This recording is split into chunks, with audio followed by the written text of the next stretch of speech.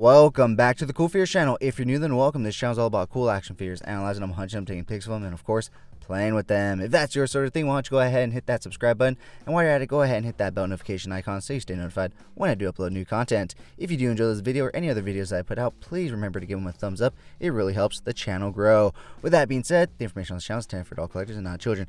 I'm your host, Jesse the Bat Madrigal, aka the Buff Collector, and welcome to episode 69 of my behind the scenes toy photography series, guys. And yeah, guys, it is episode 69. Can you believe we are 69 episodes deep? And yeah, so here we have this week's first toy review, and that is the Jet Trooper from GameStop. It is their new Gaming Greats Black Series Stormtrooper, or not Stormtrooper, but Clone Trooper. And yeah, so that was Monday's review, so here I was doing the toy photography for that. Unfortunately, I'm still trying to get used to the fact that I now have two cameras, and I totally forgot to turn on the time-lapse for a few other review pics that I did for this week. So unfortunately, we're not going to get to see all of this week's process. However, thankfully, I remembered to turn it on when I was doing some of the other reviews that I was doing for this week. So here I am setting up my, I guess, makeshift Tatooine diorama made up of my Extreme Sets Sector 7 diorama with some kinetic sand and some pieces from Jazzware's World of Halo UNSC checkpoint. And here I am trying to get him to stand. He wouldn't really stand, so I had to get a stand and actually put it under the sand, and that way he can actually, hold his pose and not fall over, because the sand is very soft. And even if you get him to stand, it was just kind of like quicksand. His feet would kind of just push through, and he would just fall over. So yeah, this is actually somewhat of a new diorama that I figured out for myself, and it's actually working out quite well. As you can see, these pictures actually came out a lot better than I expected, and I actually blew myself away with these pictures. I'm not gonna lie, I thought these came out pretty good for what I can do. And so yeah, next up we were gonna move on into the Fugitoid. And shout out to my friend Robert for allowing me to open up his Fugitoid and do some pics and a review for you guys.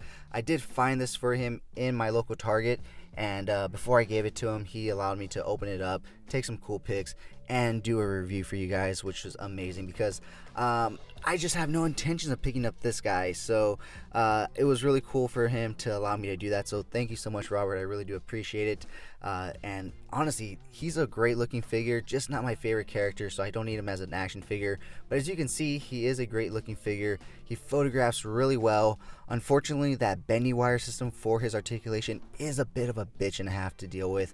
But as you can see, when you do get him posed up, he does look nice. For the last thing we're going to look at for this week, my Stab of Hades Death Slayer third-party Deathstroke 1/12 figure came in, and this guy is phenomenal. I got some really good shots of him, and I cannot wait to utilize him for some more toy photography, especially with Batman and the new Jim Gordon Mezco and Bat Signal light that I got. So with that being said, guys, that wraps up this week's episode. If you did enjoy it, please remember to give it a like, share, comment, and subscribe.